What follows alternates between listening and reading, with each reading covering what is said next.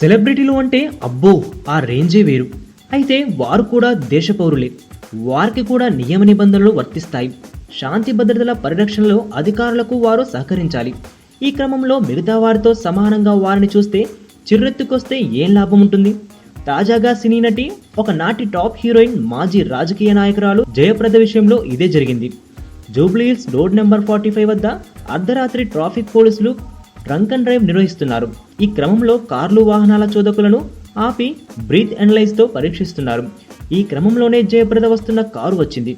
Car నడుపుతున్న ఆమె డ్రైవర్ను పరీక్షించేందుకు పోలీసులు సిద్ధమవుతుంటే పక్క సీట్లో కూర్చున్న జయప్రద ఒక్కసారిగా అగ్గి మీద గుగ్గిలమయ్యారు. సెలబ్రిటీలు అని కూడా చూసుకో అక్కర్లేదా?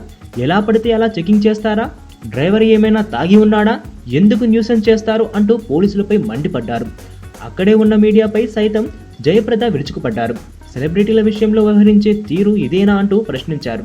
పరీక్షలు నిర్వహించిన తర్వాత డ్రైవర్ మద్యం సేవించలేదని తేల్చిన పోలీసులు వారిని పంపించేశారు.